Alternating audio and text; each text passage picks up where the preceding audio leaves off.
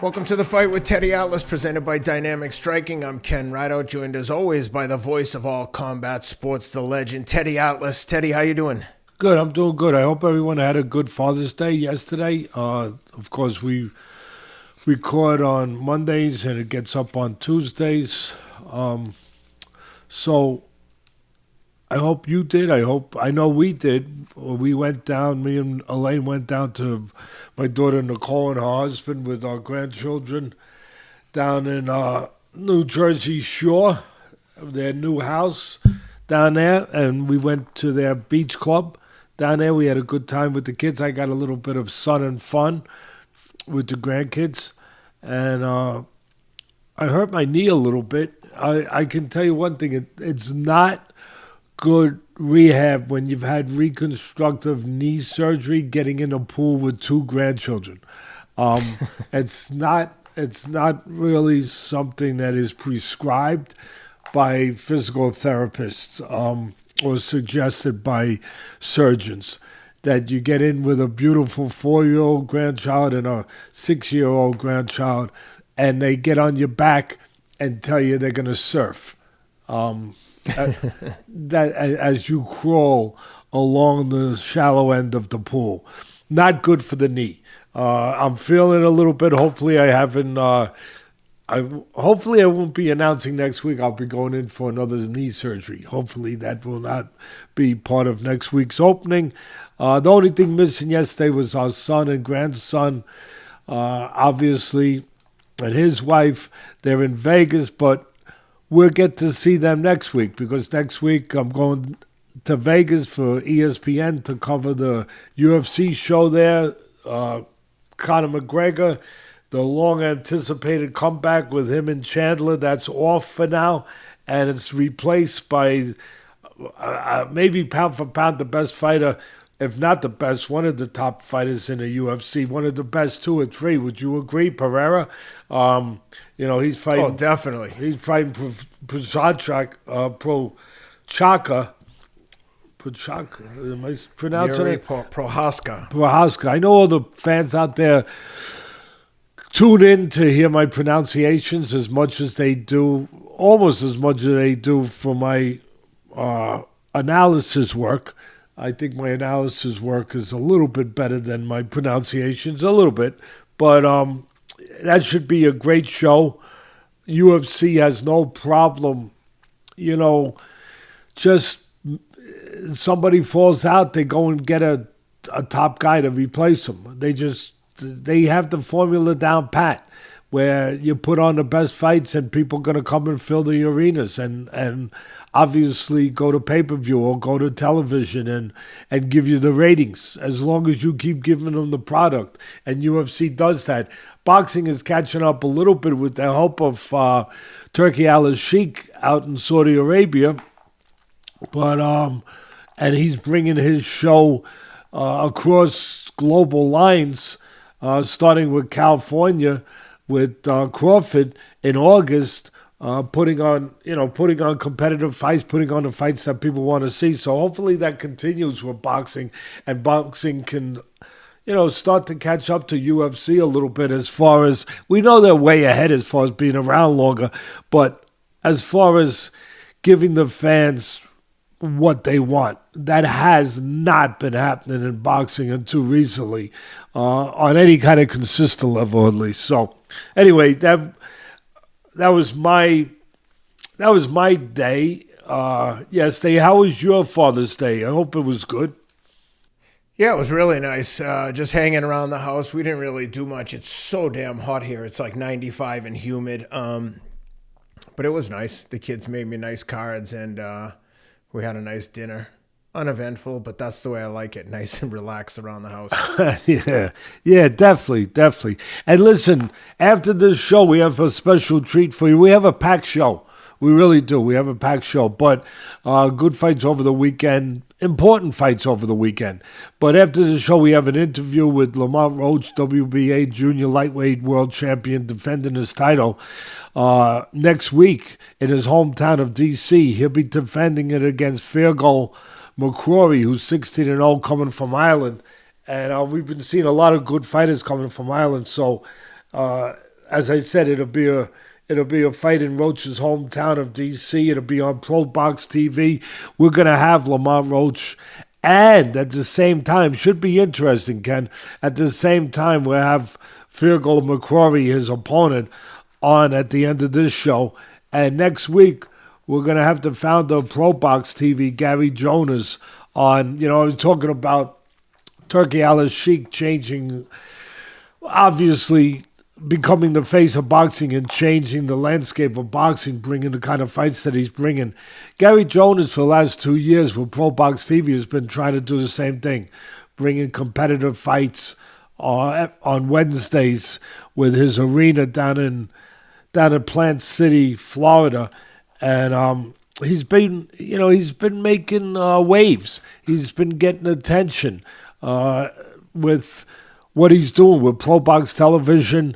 I work for them, full transparency. I work for them. He came and got me about 8 months ago or so. He got really good people like that I work with, like Paulie Malignaggi and Chris Algieri, two of the smartest people in boxing, working with them and working with a good staff of people. But really, he is making ripples in a pond of boxing with the shows he's putting on to bring boxing news to the forefront, to the people out there, to the fans out there, and also competitive fights. They put competitive fights on. They do their own matchmaking where they don't care about an A side or a B side. They just care about the fan side.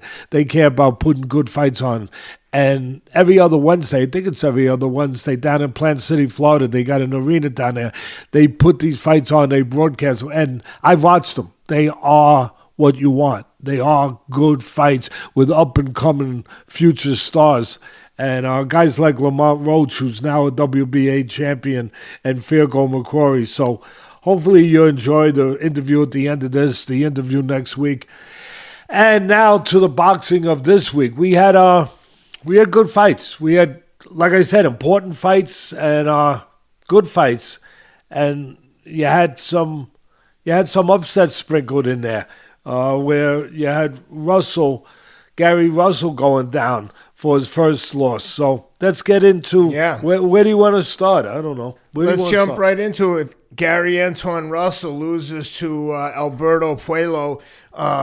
Great fight, close. A lot of discrepancies in the opinions on who won that fight. I saw people saying obviously Gary won, and other people saying obviously Gary lost. But curious to hear what you thought. How'd you like it, and who'd you think won? Did the right guy get the decision? Yeah, it was a good fight. It was an interesting fight. Interesting styles. Russell pretty much, obviously the aggressor. Two southpaws. Neither one of them had learned how to lose yet, but somebody's had to go. It was a very close fight where you had two distinctly different styles and approaches. And I thought they both had the same or the proper approach and fight plans, although, like I said, distinctly different. But I thought Puello really did a good job of bringing his fight plan and executing it. He was taller, longer. He needed to be on the outside. Russell a little physically strong, although Puello physically strong when he had to be. He was no one you could push around and manhandle on the inside. Russell tried to get in there, go to the body, but Puello was able to withstand those storms, be strong enough mentally and physically. Again, he's taller, he's longer. He used those physical assets and advantages in that way, in the right way, on the outside, looking to pot shot Russell, looking to use his jab, looking to counterpunch, looking to win on the outside. But he also held his own enough on the inside to not allow Russell to dominate him. The early rounds, I thought Russell was the boss. He was the one pushing the fight. Puello was doing a lot of grabbing, but Russell was letting him grab. And look, Puello, you could say, was doing smart grabbing. He didn't want to fight with Russell. I just gave a good description. Russell was the stronger guy on the side, the guy who had to win in close. Puello's fight was to win on the outside not get damaged on the inside. So he grabbed. But Russell allowed him to grab. Also, Russell smothered himself a lot. Didn't find ways to work on the inside when he needed to. He got there, but then he got smothered. He got tied up. He allowed it. He didn't take steps back. He didn't, he allowed a lot of that to happen. Puello finally got a point taken away. I didn't think it was a fair point for holding. I didn't think the referee warned them. Really, I didn't see it, but a point was taken away. I thought that was going to weigh heavy in the decision. I guess in the end, obviously it didn't. Puello pulled off the upset, but I thought that would weigh heavier. The big thing for Puello was his defense. He had a really good defense, inside and outside, to keep from taking any of the big shots from Russell. And when he did get caught where the body had, again, he was mentally and physically strong enough to withstand, but his defense really led the way for him. Not only in surviving and getting away from the big punches he had to get away from, but also setting up opportunities to counter. Even inside, he did some good work countering inside, again, where it was supposed to be Russell's territory on the inside. I thought Russell, a very close fight. I thought Russell, his corner was telling him, his brother was telling him to use his jab coming in. I think that's good advice. When you're pressing forward all the time, you want to put some bugs on the windshield. With a taller guy, you want to, take away his ability to pot shot you on the way in. You want to come in behind the jab. The only thing I didn't see was enough head movement from Russell, where you can catch him on the way in, coming in on a straight line. Not enough head movement for Russell. A little straight up. I said it already. When he got inside, I thought the flow of offense kept getting disrupted, especially early on. There was less holding later, but especially early on was getting disrupted by the smothering and holding with Puello, where Russell he was cooperating. He was allowing himself to get disrupted a little bit. It takes two to tangle. You got a guy looking to tie you up. It takes some cooperation from the other guy getting tied up to allow himself to get tied up. And especially after round, to not adjust to that, to not realize or to realize that you got to make a change. You got to do something about that. At the end of the day, good fight. Puello came on stronger. He lost early rounds. He came on stronger in the later part of the fight. The last round was a firefight. It was a good round. Russell behaved the way he needed to behave, to stay undefeated by coming out strong in that last round. But so did Puello, the underdog. He was the underdog, right? I keep saying he's the underdog. Yes. He was the underdog. And he did what he had to do. He behaved like a guy who, a champion too, a guy who wanted to stay undefeated. He behaved the same way. He came right back and matched Russell in that last round. Those last rounds were good rounds. 10th round, there was, I thought, I think they stopped action for a second with a possible low blow to Puello, but didn't really disrupt anything. Also, a thing that I thought kind of bothered Russell was Puello would go defensive for a while, and then when he opened up, he kind of, I think he caught Russell a little by surprise. It's hard to fight, difficult style Puello, really difficult. It's hard to fight a guy who's going defensive, who's not really exchanging with you. He's surviving a little bit. He's making you miss, and then all of a sudden, periodically in spots, he opens up and he can catch you by surprise. I know you're not supposed to get caught by surprise, but you know what? We're human. Sometimes we get caught by surprise, even in a boxing ring, even though it definitely shouldn't happen. But I think that by not consistently having an offensive answer to Russell, that Russell would start throwing and, get a little bit of a false sense of maybe safety with nothing coming back, and then all of a sudden Puello come back and catch him by surprise.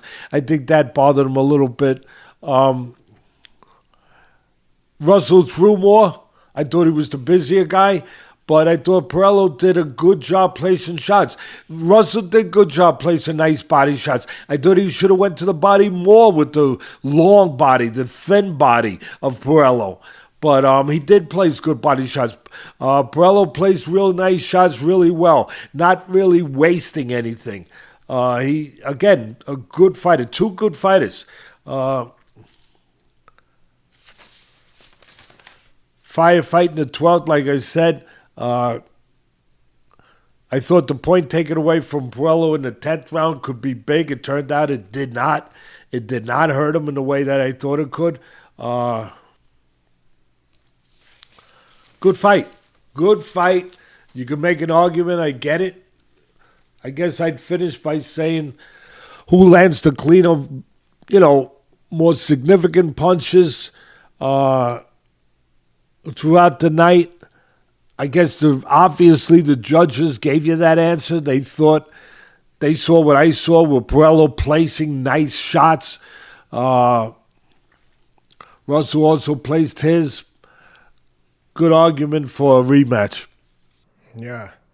Well, sticking with upsets, let's jump over before we cover the co-main and the main on that card. Let's talk about another upset. Paro gets a huge upset against Feargal Matias. Matias had forced his last 5 opponents to quit, forced corner stoppages in the last 5 fights, and Paro comes in as a huge underdog, runs his career to 25-0 with 15 knockouts, and Matias suffers the loss after 5 in a row. Like I said, how'd you like that one? I loved it. Great fight. Phone booth fight. Get your area code. Make a long distance collect call. Tell everyone, come watch. Terrific fight. Big upset. I think Matias was like a 7-1 favorite, somewhere in that neighborhood. Paro, look, Paro fought fire with fire, but he also brought in asbestos suit, the mental toughness to withstand the heat. That's it. That's really what won it for him. Other things too, but when you fight Matias, one of my favorite fighters, a guy who, he just comes to fight. And I love Matias. I love everything about him. I love the way he fights. I love his sportsmanship. I love his respect for others, his respect for his opponents. He showed that during the course of the fight, showed it, whether he wins or loses, he always showed it. He showed it in losing again. That shouldn't be understated. That shouldn't be missed. The sportsmanship that he shows, the character that he shows in that way. But Paro, he showed great character too in his mental toughness. He comes from down under, from Australia. It's most of the fighters I've ever seen from down under Australia, they're all mentally tough. Like Jeff Fennick is a great example, the former world champion from down there, but usually physically strong and very mentally tough. And Matias very physically strong, but Paro was physically strong enough, definitely strong enough, and he's a southpaw. And where he had the edge that won the fight for him was he took advantage of some of the weaknesses of Matias in a way where Matias is strictly an inside fighter. He wants to get inside close and just burn your house down. Destroy the joint. Wreck the joint, Ken. And the problem is he's got to get inside to do that. So Paro understood that. And Paro took advantage on the outside with his jab, straight left hand, very conventional. Uppercut, he used they both used uppercut well. But when you got a guy coming at you all the time, the uppercut can be very effective. Paro used the uppercut very well. But he knew, let me win on the outside where I can, with Matias, who doesn't really concentrate on the outside. He just wants to get in. And the problem with Matias is that he doesn't use his jab enough on the outside to get in. When he does, it's very effective. But he doesn't use it enough. He just covers up, puts the earmuffs on sometimes, and he did that early. And he gave away the first 3 rounds. where he just puts the earmuffs on and he just comes forward, putting pressure on, looking to break you down. He makes no secret of it. He's looking to wear you down mentally and physically for the later rounds, where then he can get inside and, like I said, do damage, destroy you. And he's destroyed a lot of guys. And that's why he's one of my favorite fighters, because of that style, that makeup, physically and mentally, that approach. But this time, Paro was really, again, he was ready. He beat him on the outside. And another problem with Matias, he wants to get in close. But when he comes, he's always coming one-dimensionally. He's always coming predictably, where it's in a straight line in the front door. He's never using the side door. So, and he's not moving his head. He's covering up for the most part. He's coming straight at you, not always using the jab. Gives you an advantage on the outside before he gets to you, where you can catch him outside, maybe keep him there a little longer before he gets in. And that's what Paro did. He understood it. His people understood it. They had a great fight plan. They executed it. They used the jab on the outside, caught him with left hands, caught him with some uppercuts before he could get in. And then they held their own on the inside. If you're going to beat a guy on the outside and be able to hold your own on the inside, hold your own. Just hold your own. Matias got going in the later rounds with his stuff inside, no doubt about it. But Paro was able to at least hold his own, if not get the better in some rounds. And if you can do that, you're winning. If you can beat him on the outside and hold your own on the inside, you're winning. If the other guy only can beat you or only has hope of beating you on the inside, you're the winner. Paro was the winner because of that great fight. Matias trying to break him down. He got going. He threw away the first 3 rounds. Then he got going. And started going to the body, started moving those hands, those short, beautiful, those little short punches he throws inside. Body, head, everything. And the 6th round, I think it was 6th round, if my memory serves me correct, Ken, where he hurt Paro. That was the turning point of the fight. Because the 7th round, if Paro doesn't come out and change it around and make a stand, and show why he's there to be a world champion, he probably gets stopped. He definitely loses. But the 7th round, after getting hurt in the 6th, with Matias doing his thing, disrupting stuff on the inside, looking, again, just looking to knock the crap out of you on the inside. And the 7th round comes, what does Paro do? He shows, I'm here to be a champion. He shows the other part I talk about all the time. The cement that keeps the blocks of victory in place. The blocks of victory that are talent and preparation, technique, all of that.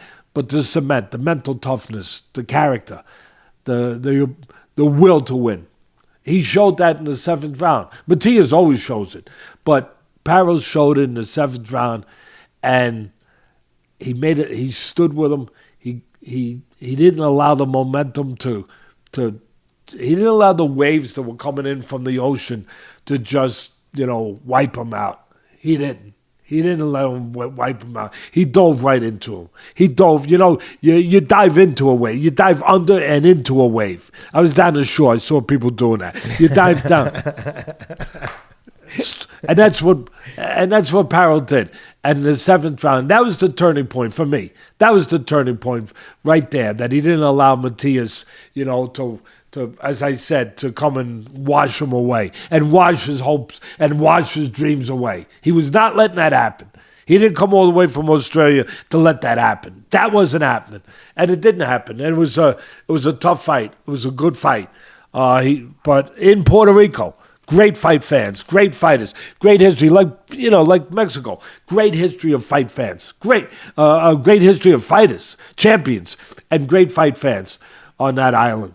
But that didn't change Paro. Don't forget also home of the killer, home of one of the toughest guys in the world, Alex Volkanovski. Yeah. And but again, he went into the Lion's Den in Puerto Rico and he he did what he had to do. He got it done, and I give credit to the judges. They got it done right too. Hell yeah. They got it done right. That doesn't happen every day. It happened. It happened that day. It happened Saturday night. And as much as I will disparage them and tear them apart and rip the freaking skin off their bones, for destroying fighters' careers and sometimes destroying this sport, I will give them credit. I will give them credit when they do it right. And they did it right. They did it right. Hell of a fight. I want to see a rematch. I know, Eddie Hearn's involved and does a great job, obviously. But I know that I know that Paro. I mean, he'll be so popular in Australia. I know there's a lot of different ways you can go. I would just love to see Paro in a rematch with Matias in Australia. The fans would come out. They'd probably fill a rugby stadium. But anyway, great fight. Well, as soon as the fight ended, I saw our friend Regis Prograis calling for the winner prior to the fight, but then after calling for a fight against Paro. But he was calling for Subriel before the fight. So that would be interesting to see if Regis get back in action. But let's get back to the Tank Davis, Frank Martin card and start with the co-main. Alex Gvozdyk and David Benavidez. Benavidez gets the unanimous decision. I thought Gvozdyk had moments where he looked really good, especially late in the fight. It looked like Benavidez got a little bit tired, but I'm curious to hear your analysis of this one. Yeah, I mean, look, moving up in weight, that was a big question. Could Benavidez? First of all, full disclosure, always, right? If you give me any compliments, every once in a while, I'll take them if I earn them. And if you want to throw, some faults at me for being wrong, I'll take them too, and I always have. I picked Gvozdyk to win the fight. Maybe my heart was thinking as more than my brain was. I don't know, but I stand by it. I did pick him. Benavidez won. He dominated the fight early, first 7-8 rounds, whatever it was. He dominated. He hurt Gvozdyk in the fourth round badly. Gvozdyk, showed obviously heart and perseverance to get through the early part of the fight. The big question was, could Benavidez move up, carry his abilities, carry his power, to the next weight class, to light heavyweight? Could he do that? I think the questions were answered. I know some people are being critical of Benavidez. Maybe they thought he should have knocked out Gvozdyk. See, that's where I think I understood more than the fans did. That's where I did. Again, I got it wrong. But where I got it right was it was going to be it was going to be competitive enough that Gvozdyk had a chance. And look, early on he didn't. He was getting wiped out. There's no doubt about it. And there's no doubt for the reason. I don't know if I was wondering about their fight plan early. He was in very good shape. He got bigger. My God, he got bigger. He got bigger, been on a big weight program from what I understand. I said that before the fight too. Yeah, he looked great. Looked really fit. Had grown physically over the last 4 years. Was retired, came back. Only 3 easy fights coming back. But so a big underdog. 7-1 underdog, whatever. 8-1, 7-1 underdog. And deservingly so. But what I saw, what the fans didn't see, was that, despite the 4 years off, despite having 3 fights against not top caliber guys and everything, I still understood that Gvozdyk could have a chance to win this fight. And again, early on, no chance. But I think part of the chance went out the window a little bit, unless he's going to knock him out. And that was never that was never your top thought, that he's going to knock out Benavidez. It was that he hopefully, as a light heavyweight, he could hurt Benavidez, moving up from 168, even though Benavidez was a huge 168-pounder, but that he could hurt him. But mostly that he would just win the fight, that he had a chance. That's the way I was looking at it, to win the fight. But that went out the window, giving away the early rounds with the fight plan that I thought they had, which was difficult to understand, which was basically, he was well covered up. He had the earmuffs on. He had the peekaboo on, but no head movement, blocking shots, but a lot of those block shots getting in and allowing Benavidez to do his thing, which is be aggressive, get in, and work. And he had no problem getting in. I know it was supposed to be the jab that was going to keep him off, but it wasn't. It wasn't a hard, snappy jab. What it really looked like, really, if I put a good vision, really, if I draw a picture, for the people out there, in my mind at least, the picture I would draw, it was like one guy was shooting a paintball gun and the other guy was using real live ammo. Yes, that's exactly how I saw it too. Yeah, maybe like even iron-piercing ammo that goes right through a bulletproof vest, right through armor. And that was... It looked like at times like Alex was like just kind of tapping, trying to change the cadence and rhythm of his punches and throwing some soft, fat, rapid shots and then trying to load up on sneaking a big one. where everything Benavidez threw was with intention. Yeah, bad intentions. Like Mike Tyson would coin that phrase, customato. We would use that up in Catskill. Customato coined it. Bad intentions. And, and hard. Just hard. And you could see the difference was palatable. It was so obvious, the difference of how they were throwing. Gvozdyk, again, throwing to the surface while Benavidez is throwing past the surface, through the surface. And that's the way you teach. You teach somebody to punch not to the surface, but through the surface. Not at his face, but to hit him at the back of his head, to go through the target. And that wasn't the case early on. And it looked like the plan was maybe to tie out Benavidez. I don't know. But to survive the early rounds, use the jab, keep him on the outside, try to make him pay a price coming in. But it just didn't look like they were ready to execute that kind of plan, because it's hard to keep a guy off. Well, it's almost impossible to keep a guy off when it's not a significant jab, number one, and you're standing straight up. Because if the other guy is moving his head, and Benavidez did a good job blocking, moving his head. He did a good job mixing offense with defense, Benavidez. He did a great job. He gets A's. For the first 7-8 rounds, he gets all A's from my report card, where he mixed offense and defense. And if you're just standing straight up and trying to keep a guy off with your jab, and it's not, like I said, it's not a forceful, snappy, hard jab. If you're doing that and the other guy's moving his head coming in and you're standing straight, you're going to get hit. You're going to get hit. It's that simple. And the guy's not going to stay out. He's going to get in.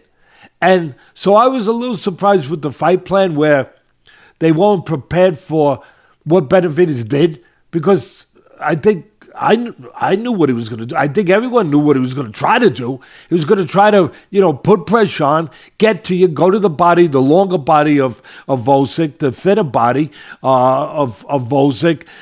There's a lot of target there with a guy that's a light heavyweight that's got a good frame on him. He was strong, but the body is there to catch. And Benavidez went to that body. Very smart, really plays, and to Gvozdyk's credit, he showed plenty of heart, which was never a doubt, at least not for me. Plenty of heart, championship heart. He'd been a champion, and Benavidez had no problem. That was the thing that threw me off with the fight plan. Like, how are you going to keep a guy off just putting your earmuffs on and throwing that kind of jab if the other guy is coming forward, moving his feet, moving his head? He's going to get in, and he got in. So, and then once he got in, Benavidez was able to score with uppercuts and sometimes punches around the gloves, punches up tops, because, again, there wasn't head movement. One of the things that surprised me, and one of the reasons I had picked Gvozdyk, I thought I'd see more head movement. And where, with an aggressive guy like Benavidez, you need head movement for a couple of reasons. One, well, it's pretty simple. You avoid the punches more if you move your head. That's one reason. But also, you don't allow the offensive force it, like water, force it. You don't allow the force it to continue running. when you move your head, because when you move your head, you create an opening where you can counter back. And now the guy like Benavidez, who's a guy who's prone to run punches on you, and he runs punches on, and he did run punches on him.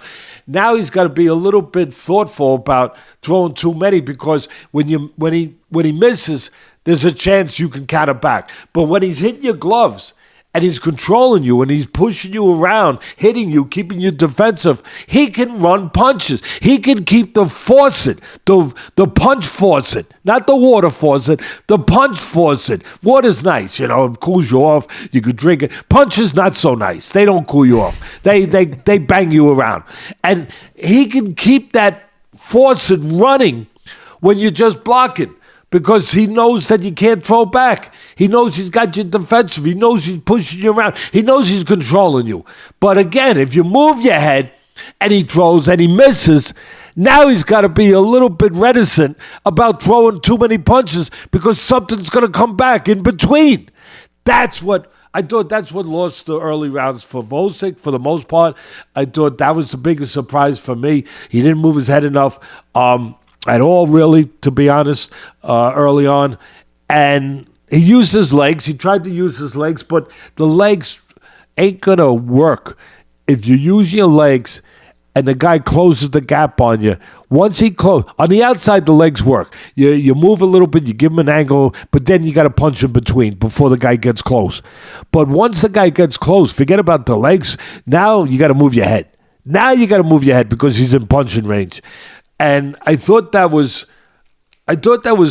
just so glaringly missing, as far as just the strategic part, just the technical part. I thought that his condition was great, Gvozdyk. I thought his mindset was tremendous.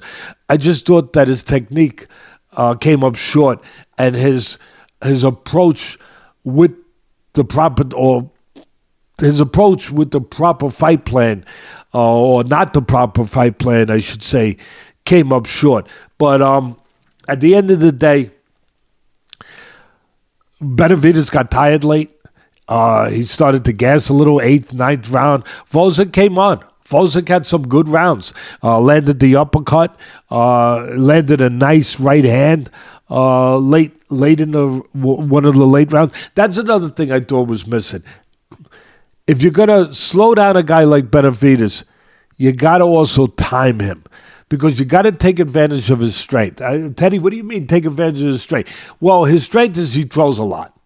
If he's throwing a lot, a weakness could be that there's also opportunities to time him while he's throwing, where if you're taking chances throwing, there's chances to catch him. There's more of a chance to catch the guy if he's throwing. You watch fights, you fans out there, you see guys that just want to survive, they don't throw. Very hard to get rid of them.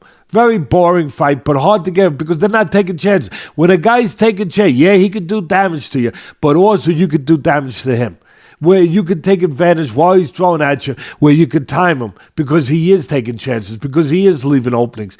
I didn't see that with Gvozdyk. I thought that was another thing that hurt him, was while Benavidez was throwing, there should have been more. He did a little bit late, but there should have been more opportunities to catch him, slow him down, maybe hurt him, but definitely slow him down early on by timing him, by punching as he jabbed, over the jab with the right hand, not after he finished the jab. Yeah, when he came, like I heard the corner telling him, throw the 1-2. The 1-2 ain't going to do nothing for you if the guy is covered up and expecting a 1-2. But if you throw the punch when the guy's throwing and you time him, throw as he's throwing, throw as you're making him miss, then you got a chance to catch him. If you're just throwing a 1-2 and he knows you're throwing a 1-2 and he's covered up, that it's going to be blocked. It's not going to have the effect you want to have, unless, I will give you one unless you blind them with the jab, bam, and the right hand like George Foreman did to my fighter, Michael Moore, where right behind the jab, the right hand's right, and you shoot it and you split the guard right down the middle. But you got to be prepared for that. You got to train for that. You got to work on that in the gym, where you got that just boom, boom, and the right hand's right. I didn't see that. I saw like a right hand that came after the jab. It's got to be in sequence. It almost has to be like one punch in order to catch a guy like Benavidez and split his guard. Otherwise, like I said, you have to punch with him at spots. You have to time him. And that wasn't happening. Like I said, the early rounds were obvious. I don't have to tell you, all Benavidez, to the point where, like I said, in the fourth round, Gvozdyk took a beating. But he took it. He handled it. And then as Benavidez got tired late, Gvozdyk did have, but the problem was the horse was out of the barn. The horse being the win. The win was out of the barn because he was too far behind then. And then even when Gvozdyk was having good rounds, there was spots where Benavidez stole the round back by finishing with spurts. Yep. Big spurts. I saw that too. Yeah, big spurts late. And with harder punches, with the more telling punches where he did. But Gvozdyk did himself proud at the end. He to that extent where he didn't cave in. I never thought he would cave in. But he did himself proud where he came on late, had some good late rounds, a little too late.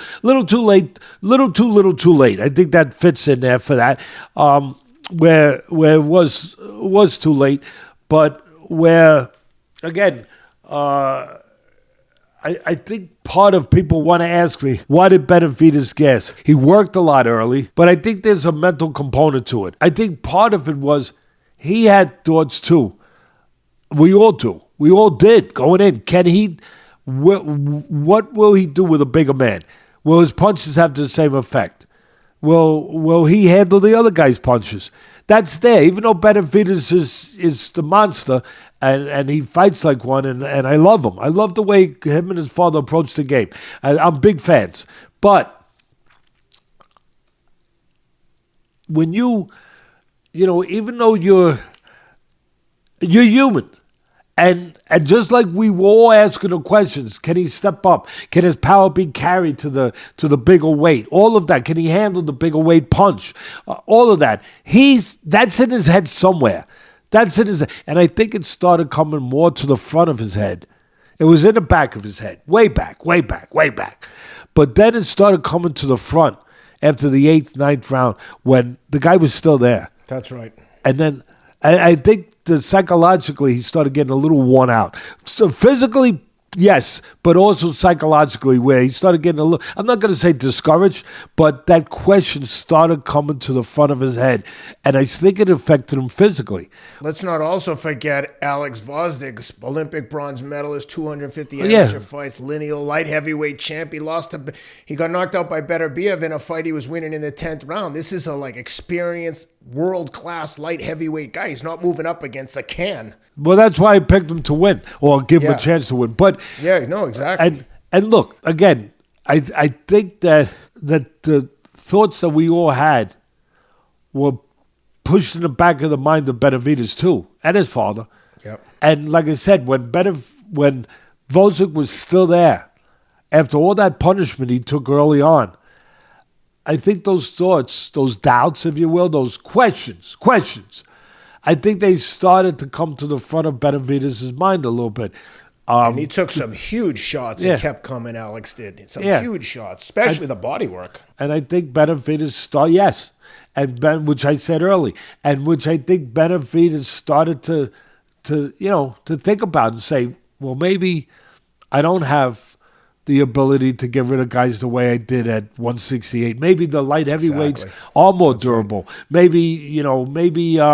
There is a difference in weight class that's showing now that is could give me a problem now, whatever. And I think that was part of what he struggled with, or part of what he dealt with, because he dealt with it well. But that was part of what I think the slowdown was. Part of what the slowdown was. That's my explanation for it. Late in the fight. But at the end of the day, he got the win. And what I want to dismiss is the notion for anyone out there taking shots at Benavidez that it wasn't a good performance. I don't think you know what you're talking about, because I thought, again, he showed me offense and defense. he showed me, not only his ability to always do what he does, which is get inside, attack the body, put punches together, run punches, but his ability to get inside without getting hit, his ability to get in clean, again, his ability to be more than just a big, strong monster, a guy whose technique is also there, even though he doesn't get credit for it. He doesn't get credit for it, but it was there. He was avoiding punches. He was getting in clean. It's all of that. So if you're going to say now that, he lost something moving up to light heavy, I think you're wrong. I think he fits right in the light heavyweight picture. I don't see anywhere where he comes up short. I think this fight will help him mentally, having tested the waters. Definitely. He'll be more ready for that swim next time, mentally and physically. So I think that it was a good fight for him. I think it helped him a lot. I think at the end of the day, like I said, he fits right in with the light heavy. Here's his problem. If you want to give Benavidez a problem, which I don't think he deserves, but if you want to give him a problem at all and say anything that you have questions going up to light heavyweight, I have none. He fits right in. But here would be the one. The same one that Bob Foster had, one of the great light heavyweights of all time. Tall Bob Foster, he could punch, he beat Dick Tiger. Oh my God. Great light heavyweight, back in the day. Back in the 70s, 60s, whatever years. I think I got the years right, but 70s, 60s, 70s, whatever. His problem was that he moved up, but he moved up to heavyweight. But he was light heavyweight that people, before Michael Spinks did it, before Michael Moorer did it, he was a guy that people thought, he had a good shot. He was that good a puncher, everything, tall, to move up to heavyweight. His problem wasn't that he couldn't move up physically or in any of those ways mentally, or that he wouldn't be able to have the power to carry that power up to heavyweights to get their attention, or the ability to deal. His problem was who was there. His problem was that there was two of the greatest heavyweights of all time who happened to be there, named Joe Frazier and Muhammad Ali. That was his problem. And that might be the problem for Benavidez. Not that he can't go up to light heavyweight. He's shown me 50 years in the bed. I'm with you, Benavidez, and your father. You're ready. You could go up there. Now you're talking about going back down to super middleweight, so you have options maybe. You're hoping still to get the Canelo fight maybe, whatever, with the big boatload of money. But you have no problem for me, light heavyweight, proving what you proved the other night. Your problem is what you know already. What anyone who's using their brain and being honest about this is who's there. It's not that you can't handle the light heavyweight division or the change of weight and all the things I just talked about. It's the fact that there's two of the great light heavyweights happen to be there, named Bivol and Beterbiev. That's the problem. Not saying that that when the time comes and if you go that direction, you can't have a chance with them. But that's the biggest problem, is who's there. How good they are. They're not just ordinary light heavyweights. That's the thing. But other than that, he showed me nothing to tell me that he can't make that move up. Nothing to show me he can't. And at the end of the day, he got what he needed too. He got, I know a lot of people wanted the knockout and everything, especially the way it was going early on.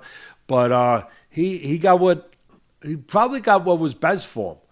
A realistic view of what he would need to do and continue doing and dealing with to continue fighting at light heavyweight. Yep. No, it's a thorough analysis that for the listeners, they're not going to get anywhere else. All right, let's jump into the main event. Tank Davis showed why he should be, if he's not considered one of the best top 3, top 5 pound-for-pound fighters. I thought I put on a masterful performance. When he finished Frank Martin, he had Frank Martin on the ropes, had him hurt, mixed up the punches. I mean, I thought Frank Martin would have done something differently when he had him on the ropes there and come back. It looked like Tank took him out of his fight plan a little bit and out of character for the way Frank Martin normally fights. But Tank made him look ordinary, and not many people have been able to come close to doing that to Frank Martin. But I don't know. I think Tank Davis's stock goes up after this fight. But more importantly, what did you think? Hey, look.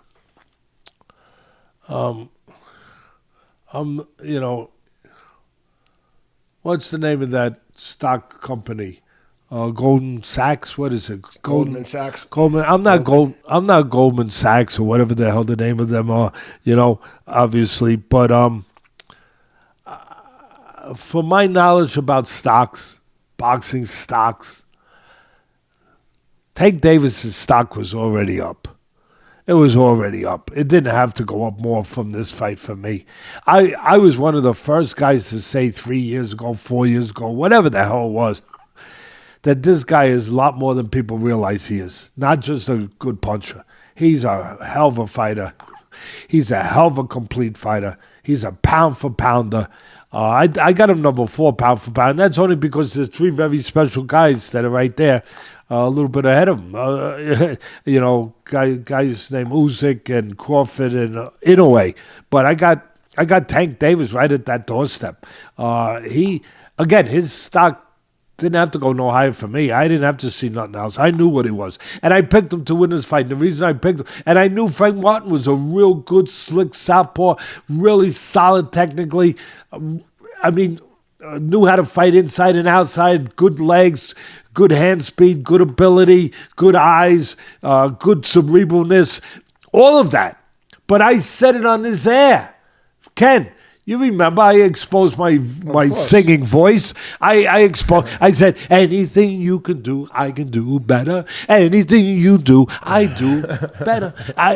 That's how I... Just in case someone needed a reminder. Yeah, in case you need a reminder. I just said, don't need a reminder next time, and I won't do that to you. But that's how I forecasted. Yeah, I was wrong about Gvozdyk, but I was dead right about this one, and that's how I forecasted it. By saying that there was nothing Frank Martin as good as he is, and he's good. There's nothing he could do better than Tank Davis. Everything he could do, Tank Davis could do better, stronger, harder, faster. And he did. And that was a big difference too. That he's just physically stronger. He's a physically stronger version, a more aggressive version when he needs to be, of Frank Martin. His power would be the difference with all those other things, though. Not by itself. Then it wouldn't be the difference. Then he'd be like Ernie Shavers with there were real good heavyweights with the great right hand that could knock walls out, but he couldn't get over the hump because he didn't mix it with those other things, with those great fighters, with what power has to be mixed with. It has to be mixed with other things. Cement has to be mixed with sand and water to be cement. Power has to be mixed with technique and guile, and mental togetherness and all those things. So Tank Davis mixes that cement. Tank Davis has his own cement mixer. He mixes those abilities. And that's why he is a guy I've been talking about for so long, that he is that good. And I always knew he was that good. I didn't have to see this fight to know it. That's why I picked him to win this fight, because you had 2 southpaws in there, interesting fight. Both, as I said, really good at what they do. They know their trade. But Tank Davis takes it to another level. And he does it with strength, he does it with power, he does it with explosiveness. That's the word, not just power. He's explosive. He's quick. He closes a gap with his feet quick. He gets to you quick. His hands are obviously fast. His power is explosive. It got boom. George Foreman's was pondering. It was concussive. It was you know what I mean? It was like getting hit with a bat, like your whole freaking head's ringing, like a bat wrapped up in a pillow, and then boom, and it's like, oh my God, you hear the bells going off, right? Or you don't hear nothing going off, you just go off. But Davis has that explosive take you out power that gets to you, as I said, it it gets to you like a shot of espresso in the morning. You know, it bang. It does. The only difference with espresso, it doesn't wake you up. It kind of puts you to sleep. But you get the point. Davis was everything I thought he was. He was patient early on. He lost the first few rounds. He lost the first 3 rounds, and then he won the fourth. I think the fourth round for me was the first round that he won, and then he started doing his thing. And Martin, to his credit, he hung in there. He had another good round before it started going really downwards, before it really started going sideways. Martin had another good round after that round that Davis came on really good in the fourth. But it was inevitable. It's like watching a movie. You kind of knew, at least I did, what the ending was going to be. Tank Davis, he knew what he was doing. He was the chef in the restaurant, Sam. He knew he was, he was getting the meat primed. He was tenderizing it. He was getting the oven heated up. He was heating up. He was putting all the stuff on the tenderloin there that he had to put on there to get it ready. He was doing everything. He was applying pressure. He knew that a pressure would pay off for him. He knew it would get him closer. It would slow down Martin a little bit. He started applying body shots. He knew that would slow him down. He knew that would get Martin to do what he needed him to do. Cooperate with him. Stay in a corner. Stay near the ropes. Stand still just long enough to explode on him. And it worked. It worked. He knew. Early on, it didn't look like it was working, but it was working. It was working. It was having its effect. Just like when you put something in the oven. You don't see it right away, but it's having an effect. It is cooking. It is cooking. Tank Davis, when he takes that pressure approach, he's like watching a pot of water on the stove boiling. You see the water there, it's boiling. You see it, and then you turn away for 2 minutes, you come back, and there's less water. Well, there was less Martin. And that's what he was doing. And he knew what he was doing. He knew that if he kept the heat on, that the water would boil. The water would evaporate. The man would start to, give in a little bit. He would start to get close enough where he could attack the way he wants to attack. And he did. And he did beautifully. Beautifully. And the whole thing was beautiful. Yeah, he lost the first 3 rounds. But that was part of the plan, too. He understood that. I thought he could have used the jab maybe a little bit more early on, maybe to the chest of Martin to keep some of that pot shotting, keep some of that quick hands of Martin at bay, keep some of the, the quick punches, the outside punches, the counter punches of Martin from pot shotting him, keep that a little bit more at bay. But he knew what he was doing. He got the results. No accident. He got the results that he wanted. He finally, he closed in. Going to the head and body. He puts punches together in an educated way. Real good technique, obviously. Short, hard, snappy punches. He picks his spots. He knows how to hit you in spots. Martin counted in spots, too. No doubt about it. But it was just a matter of time. Third round, Martin was controlling outside. Davis was closing distance a little better, placing good, smart punches to the body and the head, trying to trap Martin near the ropes. But Martin counted well in spots. Martin stole the round in the third with spurts and jab and took that round. But the fourth round, Martin was obviously understanding he had to make his living on the outside, moving and jabbing, tying him up in close. But Davis is so explosive. Quick hands with power. Martin was placing some shots to the body and the head. Was doing his best. But at the end of the day, Davis started placing his shots to the body and the head, and he places them accurately, and he doesn't waste much. He doesn't want. Fourth round was first round. I said it already, but I'm looking at my notes. Fourth round was the first round for Davis. Davis, again, smart. Sometimes he'll go low and then he'll throw high. He's got everything. The plan for Martin from the beginning was legs and jab and spurts, spots on the outside, quick punches. While Davis, the plan was obvious too, to me. Place shots, apply pressure, gradually wear him down. I said in the fifth round, Davis needs to jab on his way in the fifth round.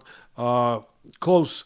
Martin might have stolen the round in the fifth by moving and jabbing in spots, while Tank was looking for that one clean shot. Sixth round was big round for Davis. Defense was really saving Martin. His defense was good. Because obviously he's smart. He's technically, responsible with his defense. He's not easy to hit. That's why you had to do it the way Davis did it. Sixth round to Davis, he pressed. He got closer. As I made a note to myself, Davis so good at placing well-timed shots. Well-timed. Big seventh round for Tank. Got close, picking nice spots to, put them together. It was all Davis. He throws such crisp, short punches, smart, educated combos. Like I said before, I'm just reading my notes. And then, of course, it all came to an end for him in the eighth round. He closed his show. And the way he closed his show, and again, he did it by plan, by design. Even those rounds that he lost, that was all part of what was going to get him to the eighth round, applying that pressure. The eighth round, the way he finished, again, brilliant. Not just a good puncher, brilliant, great fighter. He throws the right hook to blind him, and then the left uppercut. The right hook sets it up, throwaway punch, nice throwaway punch, just to distract him, and then the left uppercut, bang, doesn't see it, hurts him. And then, of course, when he's hurt, he knows how to finish. Straight left hand, as Martin was helpless at that point, and it was all over. All over. So, there it is.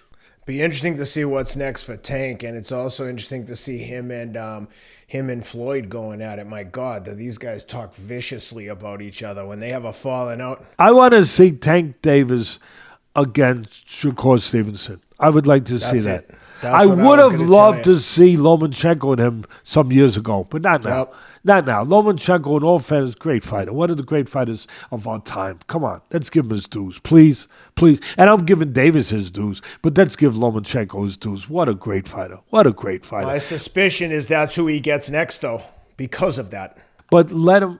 I get it. But for me, I want to see when both guys are prime, not one guy. And Lomachenko, for him it was a few years ago, not now. That's just right. like Pacquiao and Mayweather. For Pacquiao it was a few years too late. But and Mayweather's great fighter.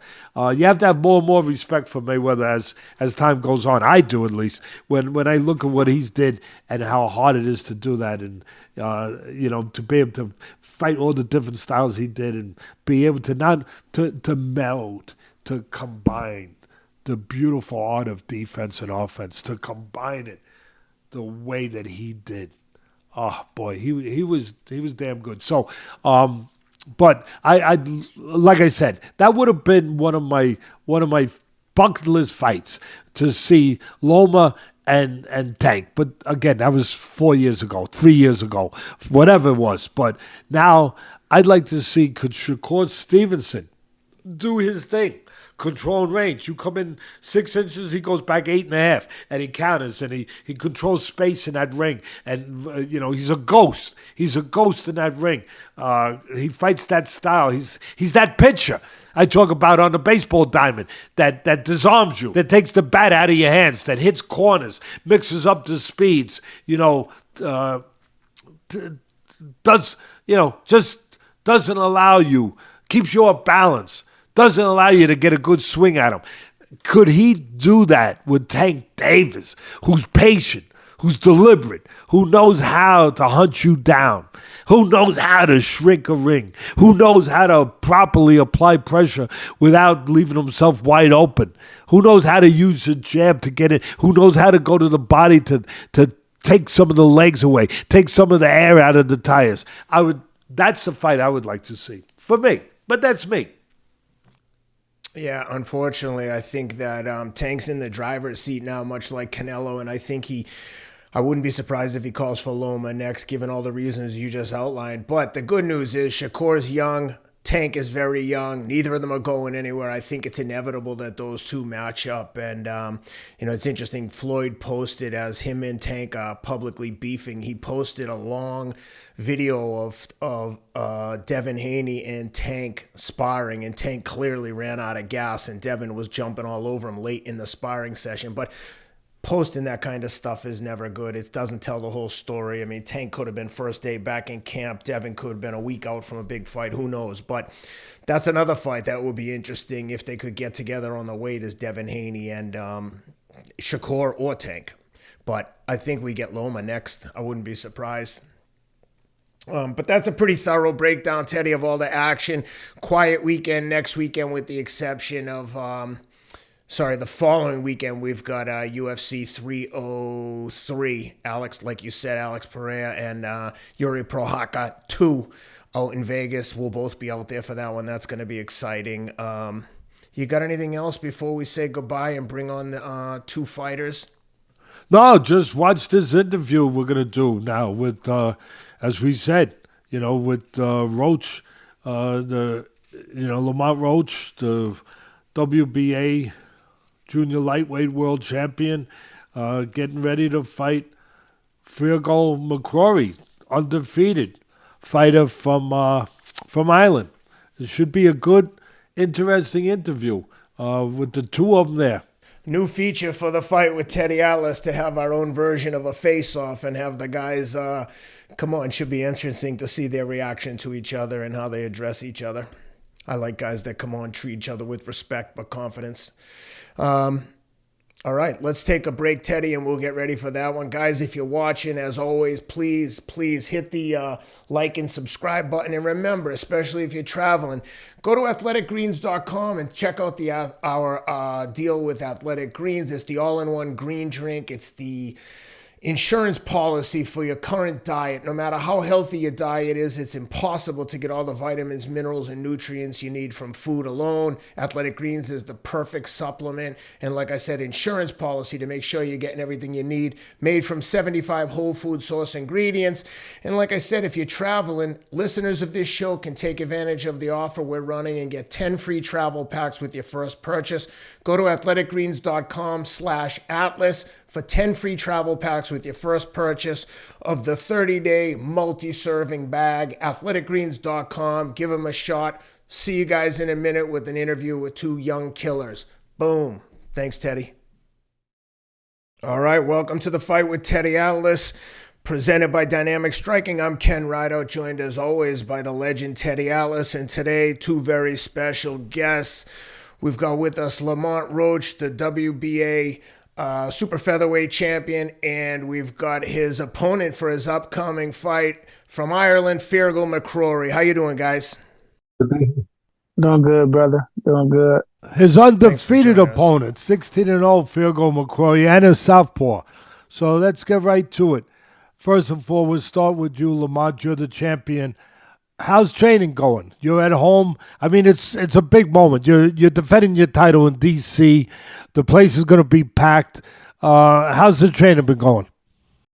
Training's been going well, man. We've been putting in a lot of hard work. Like I said before, we've been training like this isn't our defense, but we're training like we have something to get after. So, we've been training like we're still the contender and going for the championship. So, training has been a lot of hard work, and that's what everyone should expect.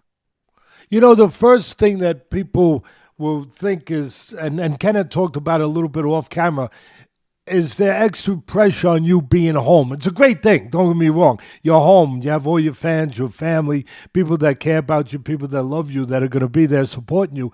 But is there extra pressure by being home where, first of all, how many people are asking for tickets? There's a lot of people asking for tickets, but like I said, I shun them off to my dad, my manager, and actually my mom has been hustling tickets as well too. So she's been doing a good job. So it's a family affair. It's definitely a family affair, man. It's definitely a family affair. No excuse for motions.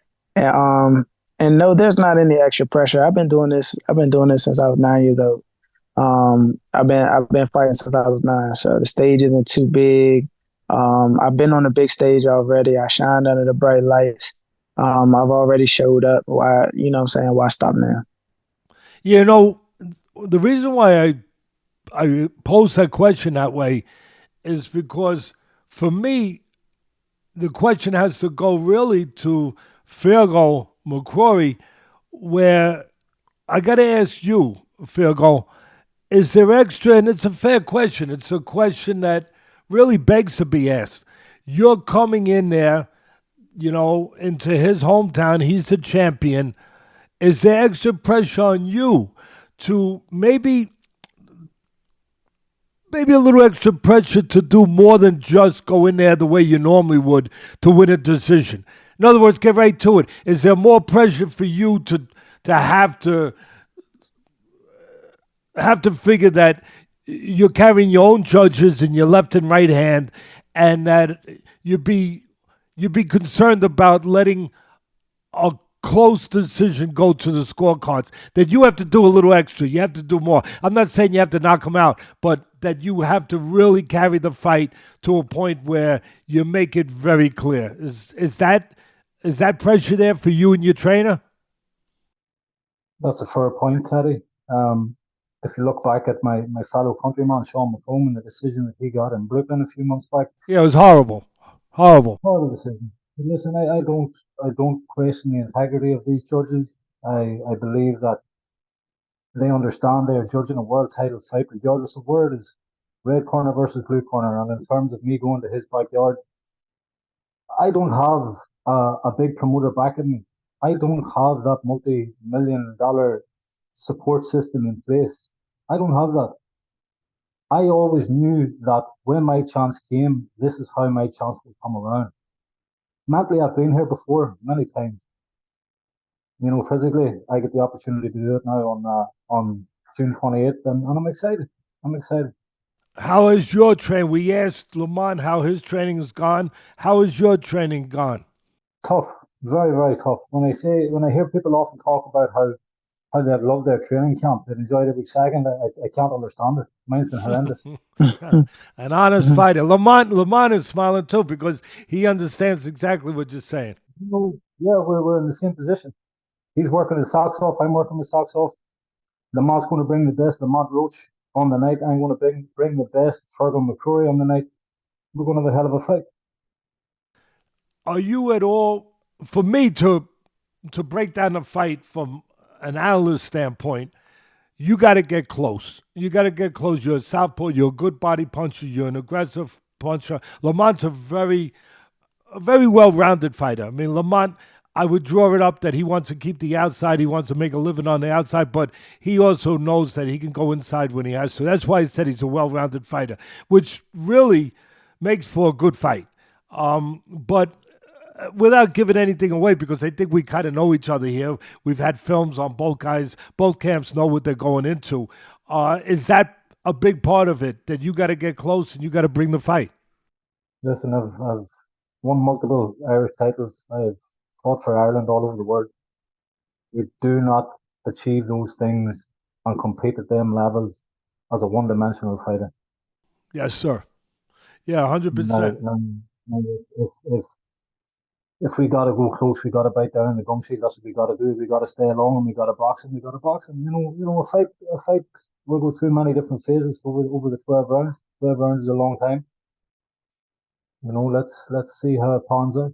How do you see the fight, Lamont? I mean, obviously, again, from an analyst standpoint, I'm going to say that you would think you'd have an advantage on the outside. I know you can go and you could bite down. I'll use the terminology that Feargal just used, the right terminology. You could bite down. You could go inside. You could go into the trenches if you have to do that.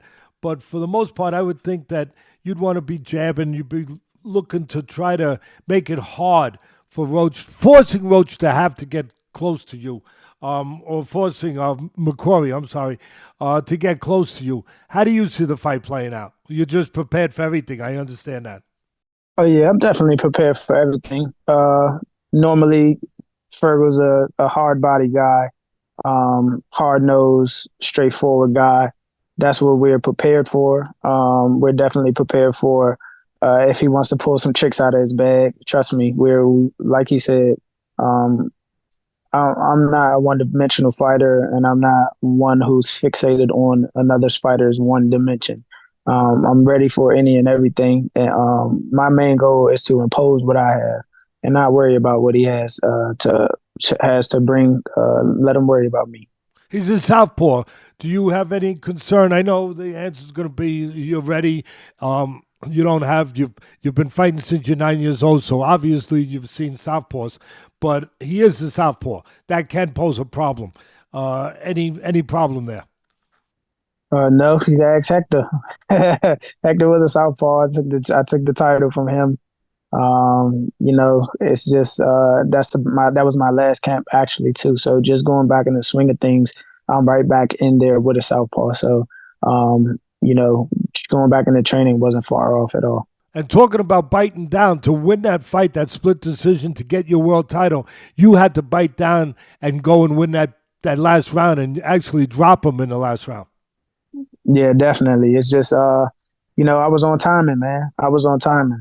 I set out my goal to be a world champion, and I knew that I would achieve it that night. I put in the hard work, and it showed, especially in that last round, man. My power carries all throughout the fight. It's not just I'm not a front runner or anything like that. Like throughout the entire fight, I'm liable to hurt anyone. Your one loss was to world champion Herring, Jamel Herring. You learned a lot in that fight. I mean that's part of this game, part of the progression of the game. It's supposed to be part of the game. What you learned from your formative fights. What did you learn from that fight? That they aren't going to give me anything. I was the B-side, I was the B-side coming in on another promoter's card. And I was a young guy. I was 20. I just turned 24 years old. Going up against the champ, man. Going up against the champ, odds stacked against me. And, I just let it slip. I just, it wasn't that much that Jamel was so much better than me or outclassed me that entire night. The fight was close, but I started too late. And that's what I learned that, they aren't going to give you anything. A couple of those rounds in the beginning were, probably toss-ups, or I didn't do, I did just enough to lose a round probably. And, I wasn't the champ. Very fair, very honest. Yeah, I wasn't the champ. So, well, what did you expect? So, but as the fight went on and I picked it up, we knew that we were going to have to either dominate or punish him or knock him out to win the fight. And that's what I almost did, man. I almost got him, but, almost only counts a horseshoe. Yeah, exactly, and hand grenades. But, it's interesting. I'm glad I asked that question because it's really interesting and very honest, your answer, because sounds awful familiar, doesn't it, Feargal? It's got a familiar tone to it. I see that smile. It's got a very familiar tone to it. You're in that position. You're the one coming into the lion's den the same way as he was. Are you going to be in a position where at the end of the day you're going to do what he did and say, you know what, I learned from that, or are you going to know the lesson you need to know now going in? Well, I hope that I know the lesson I need now. We can take nothing for granted in our sport. We have to, if we're going to win a round, we got to win the round. You got to win the round. You got to win it clearly. You got to do more than your opponent. You got to hit him more than he hits you. It's very, very simple. It's black and white. He's been where I am before. He knows that the position I'm in. He knows how much I want it. He's been there and done it. It's again. Listen, if the judges are judging it blue corner versus red corner, that's all I ask. It's for a crack at it. That's all I'm asking. I'm not asking for any special treatment. 100%. You don't want to. I guess the point here is you do not want to be in the same position that Lamont was after the fight, where you're saying, okay, now I know what I have to do, that extra something when I'm in this position going after the title, going into somebody else's house, so sort of. You want to make sure you're not in that position.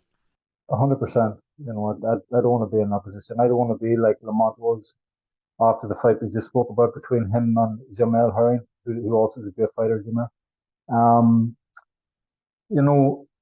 The difference though in Lamont going into the fight with Jamel was he was 24 years old. He had time to recover and come back. And I'm not saying I don't, but I'm 31. Good That's a point. good point. I don't have those years. Oh, it's now or never. I get it. And then I'll leave it with this, and then I'll let Ken come in. But you made a very poignant point earlier. You could feel the emotion in it, the seriousness in it when you said about your friend who came over here and got robbed in Brooklyn, and he did get robbed. He did get robbed. How much is that weighing on you? Not at all. And for him as a fighter, as a person, yeah, I'm gutted for him, obviously. But in terms of me and my path and my track, it's totally irrelevant. When I say weigh on you, what I mean is just what happened to him. You know, coming from Ireland, not getting the decision. How much is that? How much is that weighing on you and your trainer? How much is that in your mind? Not at all. Honestly, not at all. No pressure at all. No thought at all that I better do a little extra. Well, I believe to win the title from a champion, you always got to do a little extra. Teddy, I think. Yeah, true. You know, I think you got to do more. You gotta achieve more in the rounds. The champion is more likely to get the nod in close rounds. You know that's my view on the situation. But in terms of Sean's decision in his fight, reflecting on my game plan and our training preparation or how it's weighing on me, not at all. Not at all. You know, I can't question these judges that is coming in to judge me in Lamont's fight. I can't view them with the same view that I have of the judges who judge Sean McComb's fight, because they're going to be different people. I hope and expect that they have a lot more about them, you know, that they got a set of balls to make a decision when the decision needs made. And as I say, a fair crack of the whip. I can't get caught up in something I have no control over. I just got to do what I got to do in the ring. You know what I just learned? I'm going to give it to Ken right after this. I just learned that we have two honest fighters. Two fighters at the top of their game. Two honest fighters. Two fighters. One fighter that wants to keep what he has, and another fighter that wants to get what he has, what the other guy has. One with a target on his back. That's what happens when you win a title. You know that, Lamont. You have a target on your back. You know, it's Customato would always say to me, it's hard to get a title, but it's even harder to keep it because everybody wants what you have, and that's exactly what you got. That's why I think this is a tremendous fight. I think this is a really intriguing fight because you have Feargal coming here with that attitude. He wants what you have. Ken, take it from there. Yeah, two questions for each guy. I'll start with Feargal. Is there anything that you don't... first of all, I love the respectfulness between the two of you guys. Is there anything you don't like or any weaknesses you see in Lamont? No comment. He ain't going to tell you, Ken. All right. Good. I mean, now, now, can you tell me something nice about Lamont? One thing you really like about him? He's a champion. He's fighting for his family. Good one. All right, Lamont, same questions to you. Any weaknesses or anything you don't like about Feargal? I don't know Feargal personally, so I can't not like anything about him. It's mutual respect. At the end of the day, we're fighters. Like in the ring, we're going to be worse enemies. Well, at least I know I will be. And I'll try to be his damn nightmare. Just look at the face of this guy. He's gonna be the same. You know, yeah, you don't have to doubt that. That's what I expect. But yeah, I can't say I don't like anything about this guy. This guy's doing the same thing I'm doing, fighting, trying to earn, you know, whatever he's trying to achieve in boxing and providing for his family. So you know, I don't know him personally, so I can't not like him, you know? What's one thing about him that you really like, whether his game, his personality? That he's a fighter, that he got like that he takes on his Irish roots. That he's a fighter. That's one thing I like about him, that he's a real fighter. Yeah, you guys both represent yourself and the sport and your teams and your families very well. I'm proud to know both of you and happy to have you guys here. And yeah, it's an honor to speak to you both, and I'm dying to see this fight. Oh, man, no doubt. That's where we're gonna end this. Let us know it's on Pro Box TV, which really has a reputation over the last 2 years of building a reputation for putting great fights on. And that's not me. Just anyone who knows me knows I don't say things I don't believe. That doesn't mean I'm always right, but it does mean that I only say what I believe. They put on competitive fights, and it's not by accident. It's not by accident because that is what they go about. Their matchmaker, their founder, Gary Jonas, he created Pro Box for that reason, to have a platform to put on fights that we weren't getting on a regular basis. Competitive fights, no A side, no B side, just fights that either side, the fan side, where either side they can win. So please, just tell us if there's somebody there, maybe it's you, Lamont. How do people watch this on Pro Box? People can catch our fight on Pro Box. If you're not going to be in attendance at the Entertainment and Sports Arena in Washington, D.C., you can watch it on Pro Box through Amazon. It'll be streamed through Amazon on Freevee TV. It'll be streamed on Pro Box YouTube channel, and I also believe ProBoxTV.com, if I'm not mistaken. Find a way, man. It's streamed. It's able to be streamed, and trust me, like Teddy said, those fights I went to a Pro Box card 2 weeks ago, and it was fire. Trust me, it was fire. The atmosphere was crazy. Every fight was absolutely dynamite. So trust me, this night is going to be the same. No, that's what they do. That's what they do. They make fights. They make fights that the fans want to see. Listen, both of you guys, you look prepared. Both of you, we wish you good luck. We know it's going to be a great fight, and the best to you both. All right, thank you. I appreciate it. Thank you for having me. Of course, Thank pleasure. you, guys. Pleasure to have you guys. Gentlemen and champion fighters. Glad to have you. Good luck to both of you.